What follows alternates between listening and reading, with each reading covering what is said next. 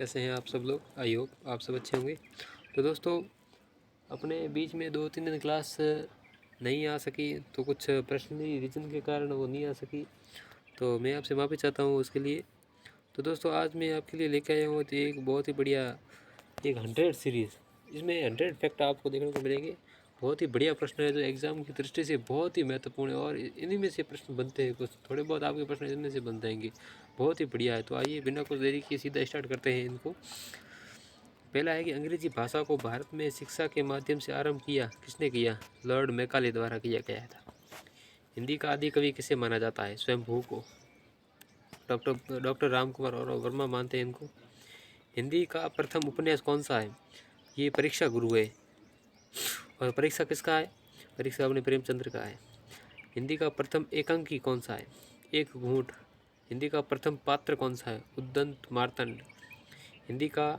हिंदी की प्रथम पत्रिका कौन सी है? वो है संवाद कौमुदी। हिंदी की वर्णमाला में कितने स्वर व कितने सम स्वर होते हैं? 11 स्वर होते हैं, और 11 स्वर और 33 सम स्वर होते हैं, जो व्यंजन होते हैं। हिंदी के किस समाचार पत्र में खड़ी बोली को मध्य देशी भाषा कहा गया है? वो जो बनारस का अखबार है उसको कहा गया है। हिंदी के प्रथम कवि कौन है? सिद्ध सरप्पा, 9वीं शताब्दी। हिंदी के प्रथम गद्यकार कौन है? गद्यकार लल्लूलाल मिश्र। हिंदी के सर्वप्रथम गीत लेखक विद्यापति। हिंदी के सर्वप्रथम दैनिक समाचार पत्र कौन सा है? हिंदी का दैनिक सर्वप्रथम दैनिक समाचार पत्र वो है सुधावर्षन। हिंदी के सर्वप्रथम प्रकाशित पत्र का नाम? जो सर्वप्रथम प्रकाशित हुआ वो था उद्दंत मार्तंड, जो प्रथम पात्र भी था हिंदी का। अगला प्रश्न, अजंता की गुफा किस धर्म से संबंधित है? बौद्ध धर्म से। अटल बिहारी वाजपेयी हिंदी विश्वविद्यालय कहाँ है? भोपाल, मध्य प्रदेश। अतीत के चलचित्र के रचिता? महादेवी वर्मा। अपभ्रंश का वाल्मीकि? स्वयंभू। अपभ्रंश भाषा के प्रथम व्याकरणाचार्य कौन थे? हेमचंद्र सूरी। अपभ्रंश में कृष्ण काव्य के प्रणेता? पुष्पदंत। अबला जीवन हाय तुम्हारी यही कहानी, आंचल में दूध और आंखों में पानी। उपयुक्त पंक्तियाँ किस काव्य की हैं? वो है यशोधरा की है। यशोधरा। अभिलेखों का अध्ययन क्या कहलाता है? जो अभिलेख होते हैं उनका अध्ययन कहलाता है एपिग्राफी।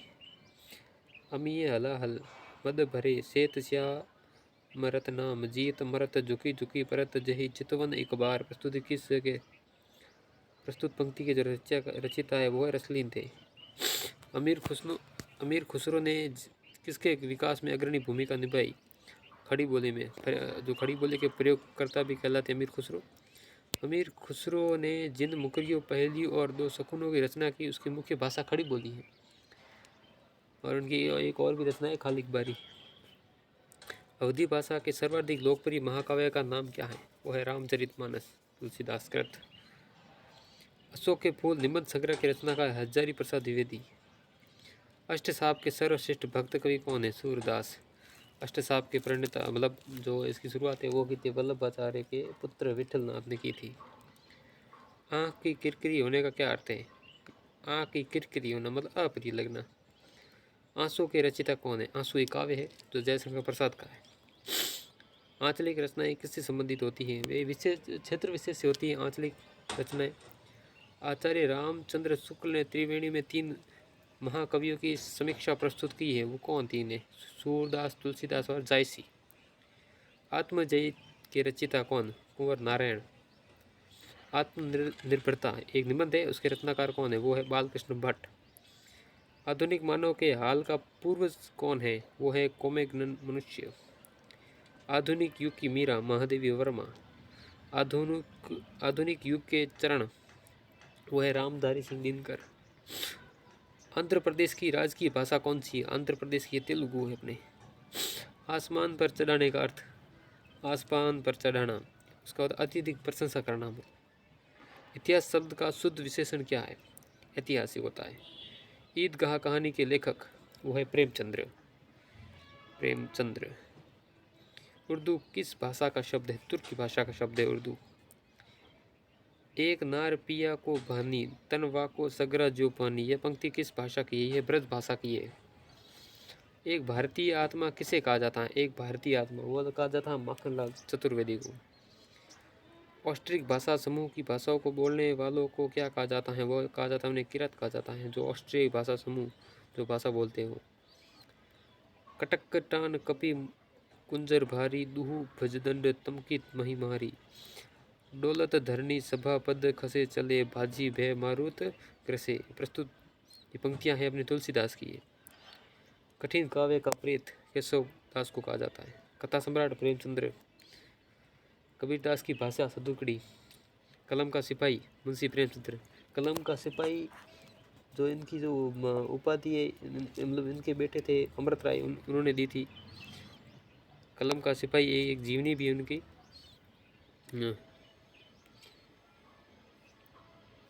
आगे प्रश्न कौन सा? कवि कालिदास की जो अभिज्ञान शाकुंतलम का हिंदी अनुवाद किसने किया? राजा लक्ष्मण सिंह ने। कस्तूरी कुंडल बसे किसकी आत्मकथा है?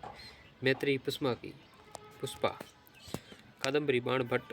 कामायनी एक महाकाव्य है। कामायनी जयशंकर प्रसाद का है। किस इतिहासकार ने सर्वप्रथम रीतिकाल कवियों के सर्वाधिक परिचयात्मक विवरण दिए? मिश्र बंधु ने दिए थे। किस काल को स्वर्ण काल कहा जाता है? भक्ति काल को कहा जाता है। किस छायावादी कवि ने समाजशिली का सर्वप्रथम प्रयोग किया था? वो किया था जयशंकर प्रसाद ने। किस देश में अधिकतम संख्या में भाषाएं बोली जाती हैं? भारत में सर्वाधिक भाषाएं बोली जाती हैं। रामधारी सिंह दिनकर किस रस के कवि माने जाते हैं? वीर रस के। कुरुक्षेत्र वगैरह जैसी रचनाएं इन्होंने लिखी है। रामधारी सिंह दिनकर को किस रचना के लिए ज्ञानपीठ पुरस्कार मिला? वो मिला था उर्वशी के लिए। कब मिला? 1972 के अंतर्गत। रीतिकाल का वह कौन सा कवि है जो अपनी मात्र एक कृति के लिए हिंदी साहित्य अमर हो गया? वो है बिहारी, जिन्होंने बिहारी सतसई की रचना की। रेशम बनाने की तकनीक का आविष्कार सर्वप्रथम किस देश में हुआ? रेशम बनाने वो चीन में हुआ था सर्वप्रथम। लाल पीले होने का अर्थ है मतलब क्रोध करना, लाल पीला। ले चल मुझे भुलावा देकर मेरे नाविक धीरे धीरे, इस पंक्ति के रचिता है जयशंकर प्रसाद। लोग हैं लागी कवित बनावत, मोही तो मेरे कवित बनावत, इसकी पंक्ति के रचयिता का है घनानंद। वही मनुष्य हैं जो मनुष्य के लिए मरे, इस रचिता कौन है? वो मैथिली शरण गुप्त। वापसी किस विद्या की कविता है? वो विद्या मतलब वो कहानी है वापसी एक। विक्रम संवत का शुभारंभ माना जाता है 57 ईस्वी से। विद्यापति की पदावली की क्या भाषा क्या है? वो है मैथिली। विद्यापति को मैथिल कोकिल भी कहा जाता है। वीर गाथा काल के सर्वश्रेष्ठ कवि कौन माने जाते हैं? चंद्रप्रथई, जो आदिकाल के अंतर्गत आते हैं। वीरों का कैसा हो बसंत कविता के रचिता? वो है सुभद्रा कुमारी चौहान। व्यवस्था ये क्रांतिकारी, राष्ट्र क्रांतिकारी कवि है, कवित्री है। व्यवस्था, प्रियता और विद्रोह का विलक्षण संयोग किस प्रयोगवादी कवि में सबसे अधिक मिलता है? अज्ञेय में। शिव शंभू के सिट्ठे संबंध रचनाकार हैं, वह बाल मुकुंद गुप्त। शिवा बामनी भूषण की है। शून्य की खोज किसने की थी? आर्यभट्ट ने की थी। शेष कादम्बरी के रचिता? अलका सरावणी। श्रद्धा किस कृति की नायिका है? वो है कामायनी की। संविधान की 8वीं अनुसूची के अनुसार कितनी भाषाओं को राजभाषा के रूप में सर्वाधिक मान्यता प्राप्त है? वो 22 भाषाओं को मान्यता प्राप्त है। संविधान की 8वीं अनुसूची में शामिल की गई 4 नई भाषाएं कौन सी है? वो है संथाली, मैथिली, बोडो और डोगरी। संविधान के किस अनुच्छेद के अनुसार हिंदी भारत की राजभाषा है? अनुच्छेद 343(1) के अनुसार। संसद से सड़क तक काव्य के रचनाकार कौन है? धूमिल, सुदामा पांडे धूमिल। संस्कृत से सर्वाधिक प्रभावित द्रविड़ भाषा कौन सी है? वो है तेलुगु। संस्कृति के 4 अध्याय किसकी रचना है? ये है रामधारी सिंह दिनकर की। साहित्य अकादमी पुरस्कार भी मिला है इनको इसकी कृति पर। सखी वे मुझे कहकर जाते, इस पंक्ति के रचयिता कौन है? वो है मैथिली शरण गुप्त, साकेत की है ये। सबसे पहले अपनी आत्मकथा हिंदी में किसने लिखी? वो लिखी थी राजेंद्र प्रसाद ने लिखी थी। आगे क्या है देखते हैं कौन सा प्रश्न है।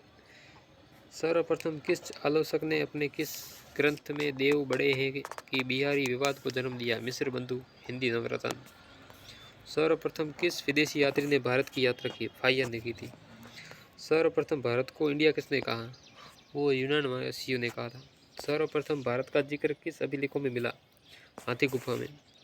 सांच बराबर तप नहीं, झूठ बराबर पाप, इस पंक्ति के रचिता कबीर। साहित्यकार अज्ञे जी का पूरा नाम? सच्चिदानंद हीरानंद वात्स्यायन अज्ञे। सिंधु सभ्यता के लोग किस क्षेत्र के निवासी थे? वो भूमध्य सागरीय क्षेत्र के निवासी थे। सिकंदर का सेनापति कौन था? Seleucus Nicator. सिकंदर किसका शिष्य था? अरस्तु का। सिद्धों की उद्धृत रचनाओं की काव्य भाषा क्या है? सिद्धों की वो देश भाषा मिश्रित अपभ्रंश अर्थात पुरानी हिंदी। सुंदर परम किशोर भयक्रम चंचल नयन विशाल, कर मुरली सिर मारो मोर पंख पीताम्बर उन बनमाल।